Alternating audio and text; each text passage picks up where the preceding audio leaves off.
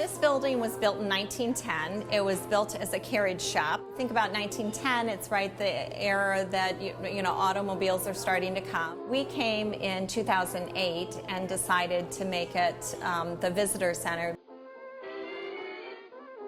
We're really honored to be the first National Heritage Area, and the canal meant so much to the Midwest and to Chicago. We spent 10 years fundraising to put a boat back on the I&M Canal.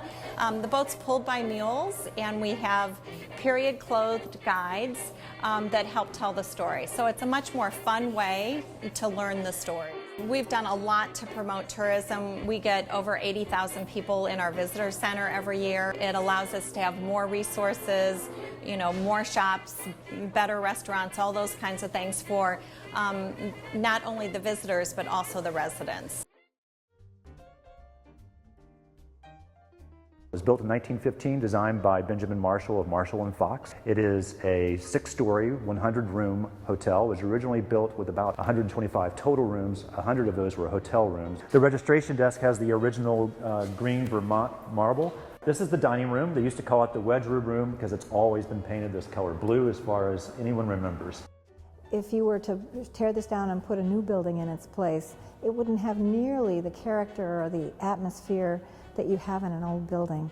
We'll be preserving as much of the original detail as possible, but have a contemporary expression so that when you come into this space, you know it's a place that's comfortable, relates to people now, and will excite them about what's going to happen in the next 50 to 100 years. What people here in that region have said is, thank you for building a place where we can celebrate birthdays and anniversaries instead of having to go to Chicago. Really. The mural on the building is the reason we named it the Lone Buffalo. Ottawa had a mural project, and the mural on this building is depicting Native Americans driving the buffalo and hunting the buffalo. So we decided to call it the Lone Buffalo. This is an 1870s building. It really has a charm and an atmosphere that you cannot get at all with a new modern building. Getting the brew house in here with its size and weight was very difficult and challenging. During construction, the whole front facade of the building was not there, and so the copper kettles were lifted into the building by crane. It's in a great location, downtown Ottawa, which is working very hard to rehabilitate and restore itself to its former glory.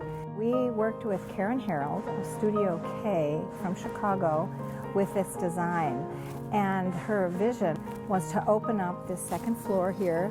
You can see going up to the second floor, making the brew house, these beautiful copper kettles, the focal point of the whole space.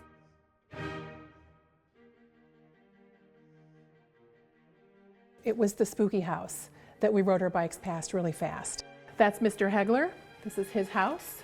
Born in 1835 in Bremen, Germany. Moved here in the 1850s. Started a zinc smelting company. Turned over to his oldest daughter. She was running not only the zinc company but also the publishing company. But in the last 6 or 7, we've changed our programming to do things to get people excited about us. And we're taking things to their level too.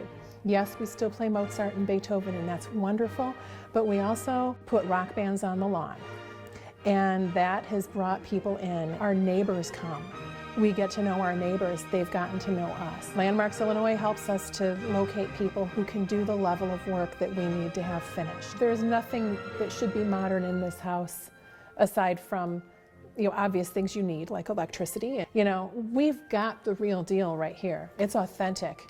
And we don't have to do anything to it, but try to freeze it in time and keep it from decaying more.